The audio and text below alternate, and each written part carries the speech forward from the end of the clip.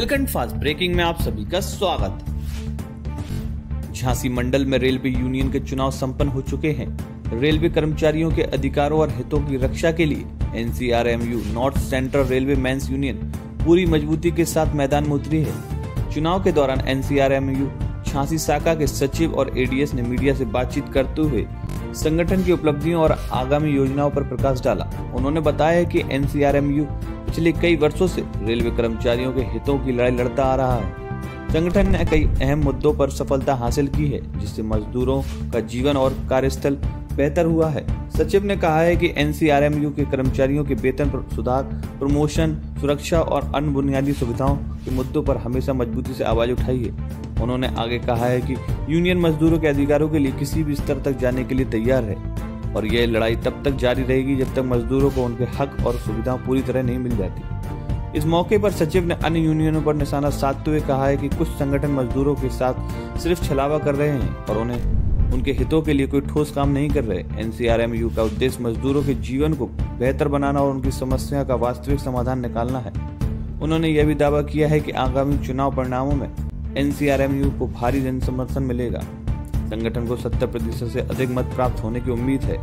सचिव ने कहा है कि मजदूरों का भरोसा भी उनका सबसे बड़ी ताकत है। यह विश्वास ही NCRMU को हर लड़ाई जीतने के लिए प्रेरणा देता है। सचिव ने मजदूरों से अपील करते हुए कहा है कि वे अपनी एकजुटता बनाए रखें और संगठन का समर्थन करें ताकि उनके हितों की लड़ाई को और अधिक मजबूती से लड़ा जा सके। बुंदेलखंड फास्ट ब्रेकिंग के लिए झांसी से ब्रजेश परिहार के साथ नीरज प्रजापति की रिपोर्ट। मेरा नाम संजीवन राय है। मैं शाखा अध्यक्ष हूँ, शाखा नंबर 1 NCRMU का। जो प्रमुख मुद्दा है वो निजीकरण और निगमीकरण को समाप्त करने का है। यदि हम एक वन ट्रेन वन यूनियन आते हैं तो सर्वप्रथम हम जो निगमीकरण हुआ है, निजीकरण जो रेल में हो रहा है, उस पर हम वो करेंगे। बेरोजगारी जो सबसे बड़ा मुद्दा है, जो कई पोस्टों को सरेंडर किया जा रहा है, उन पोस्टों को समाप्त कर दिया जा रहा है। उन पोस्टों की वैकेंसियां जो हमारी खाली पड़ी हैं रेल में, उन वैकेंसियों को भरने का काम करेंगे। और इसी के साथ आपने देखा होगा 8वां वेतन आयोग, अभी तक उस पर कोई सुधार नहीं हुई है। सरकार की कानों में जू नहीं रेंग रही है कि 8वां वेतन आयोग जो हर 10 साल बाद आता है, उसके लिए हमारी मांग है और संगठन उसमें हम जो है लड़ाई लेंगे और उसका हमारी जो मांगे होंगी, जो कमियां होंगी, उसको हम पूरा कराने की पूरी कोशिश। अब ये जो हमारी जो है हमारी जो मेहनत है और जो हम लोगों ने कर्मचारी के बात जाके रखा है हमने कर्मचारी के पास, हमारे रेल कर्मचारी के पास, उससे तो हमें महसूस ये हो रहा है कि हमारे जो हम लोग एक तरफा वन ट्रेड यूनियन आने के पूरे हमारे चांस हैं और जहां तक है हमारा जो रेशियो होगा 70 के ऊपर हम लोग जाएंगे। आज वर्कर यूनियन चूंकि जो है कुछ कारणों पर जो है चुनाव नहीं लड़ पा रही है, चुनाव की रेस से बाहर हो गई है, तब किसी ना किसी को तो जो है साथ में लेके चलना है। तो बेहतर ये समझा कि ये दो जो मान्यता प्राप्त यूनियन है काम कर रही थी, उसमें हमने मेंस यूनियन को थोड़ा बेहतर पाया उनसे, क्योंकि उस सिस्टम में तो मैं काफ़ी समय रह चुका हूँ। क्योंकि आप एक आधारशिला माने जाते हैं कर्मचारियों की लड़ाई को लेकर, और आज अगर देखा जाए तो NCRMU के द्वारा तमाम आरोप जो है वो NCRMU पर लगाए जा रहे हैं। इन आरोपों के बावजूद भी आपने ज्वाइन कर लिया है, तो कहीं ना कहीं मुझे आरोपों से कोई लेना देना नहीं है। आरोप अपनी जगह होते हैं, जो आरोप लगाते हैं उनके ऊपर भी बहुत आरोप है। जिस तरीके से रेलवे में चुनाव को लेकर NCRMU के द्वारा तमाम आरोप NCRMU को लगाए जा रहे हैं, सबसे पहले क्या कहना रहेगा इन आरोप में? देखिए, इन्होंने एक सबसे बड़ा आरोप तो ये लगाया है कि UPS शिव गोपाल मिश्रा जी ने लाल झंडे ने दिला दी। तो आज का नया कर्मचारी जो हमारे साथी हैं, कर्मचारी सब पढ़े लिखे समझदार हैं। पहली बात तो मैं आपको ये बताना चाहूंगा कि